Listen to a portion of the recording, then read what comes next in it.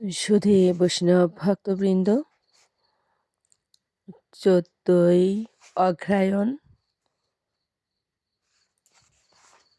1432, 2025, 1 December সোমবার, মোক্ষদা একাদশী।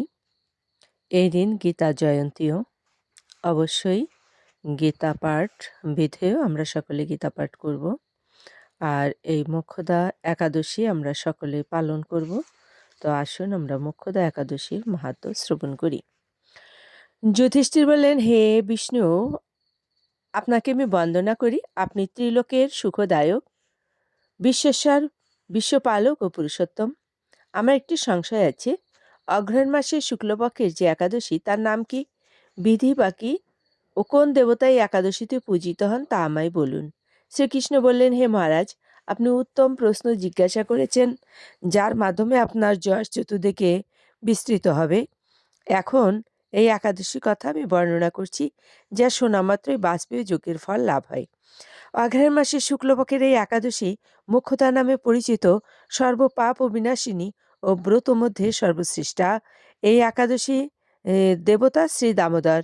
তুলসী মঞ্জুরি, ধূপ, দীপ ইত্যাদি উপাচারে শাস্ত্রবিধি অনুসারে শ্রী দামোদরে পূজা করতে হয়। পূর্ববর্ণিত বিধি অনুসারে দশমী একাদশী পালন করতে হয়।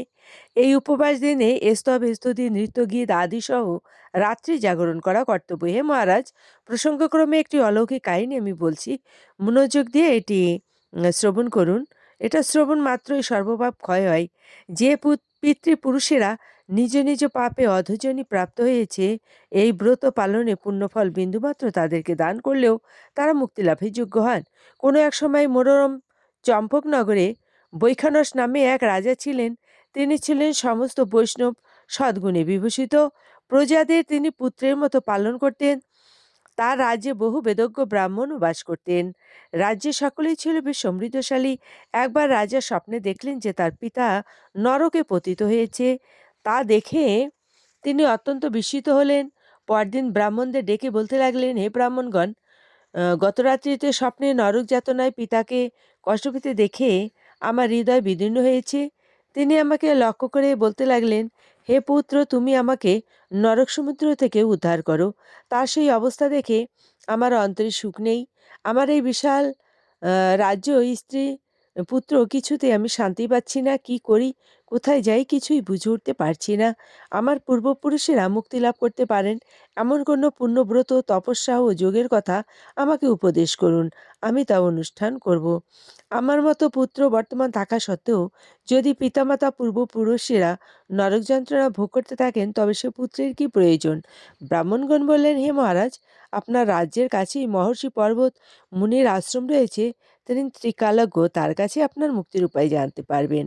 ব্রাহ্মণদের উপদেশ শ্রবণ করে মহাত্মা বৈখানস তাদের সঙ্গে নিয়ে সেই পর্বতমুনির আশ্রমে গমন করলেন। তারা দূর থেকে ঋষিবরকে সাষ্টাঙ্গে প্রণাম করে তার কাছে গেলেন। মুনিবার রাজার কুশলবার্তা জিজ্ঞাসা করলেন। রাজা বললেন, হে প্রভু, আপনার কৃপায় আমার সবই কুশল। তবে আমি একদিন স্বপ্নযোগে পিতার নরক যন্ত্রণা ও কাতর আর্তনাদ শুনে অত্যন্ত দুঃখিত ও চিন্তাগ্রস্ত হয়েছি। হে ঋষিবর, কোন পুণ্যের ফলে তিনি সেই দুর্দশা থেকে মুক্তি পাবেন, তার উপায় জানতেই আপনার শরণাগত হয়েছি। রাজের কথা শুনে পর্বতমুনি কিছুক্ষণ ধ্যানস্থ হয়ে বললেন, হে মহারাজ, পূর্বজন্মে তোমার পিতা অত্যন্ত কামাচারী হওয়ায় তার এরকম অধোগতি লাভ হয়েছে। এখন এই পাপ থেকে মুক্তির উপায় বর্ণনা করছি। অগ্রহায়ণ মাসে শুক্লপক্ষের মোক্ষদা একাদশী পালন করে সেই পুণ্যফল পিতাকে প্রদান করো। সেই পুণ্য প্রভাবে তোমার পিতার মুক্তি লাভ হবে। মুনির কথা শোনার পর রাজা নিজ গৃহে ফিরে এলেন। সেই পবিত্র তিথির আবির্ভাবে তিনি স্ত্রী পুত্রাদি সহ যথাবিধি মোক্ষদা একাদশী ব্রত পালন করলেন। ব্রতের পুণ্যফল পিতার উদ্দেশ্যে প্রদান করলেন। ওই পুণ্যফল দানের সঙ্গে সঙ্গে আকাশ থেকে পুষ্পবৃষ্টি হতে লাগলো। হে পুত্র, তোমার মঙ্গল হোক। এই বলতে বলতে বৈখানস রাজা পিতা নরক থেকে মুক্ত হয়ে স্বর্গে গমন করলেন। হে মহারাজ যুধিষ্ঠির, যে ব্যক্তি এই মঙ্গলদায়িনী মোক্ষদা একাদশী ব্রত পালন করে, তার সমস্ত পাপ বিনষ্ট হয় এবং মৃত্যুর পর মুক্তি লাভ করে। এই ব্রতের পূর্ণ শাখা আমি ও জানি না, চিন্তামণির মতো এই ব্রতটি আমার অত্যন্ত প্রিয়। এই ব্রত কথা যিনি পাঠ করেন এবং যিনি শ্রবণ করেন উভয়েই বাজপেয়ী যোগের ফল লাভ করেন। সুধী বৈষ্ণব ভক্তবৃন্দ, আমরা অবশ্যই যেন এই মোক্ষদা একাদশী পালন করি এবং সেদিন সারাদিনই গীতা পাঠ বা শ্রবণ অবশ্যই কর্তব্য। শ্রীমদ্ ভগবদ্ গীতা আমরা চেষ্টা করব সম্পূর্ণটাই পাঠ করার জন্য। আমরা পাঠ করব অথবা শ্রবণ করব, এই প্রত্যয় ব্যক্ত করছি সকলে।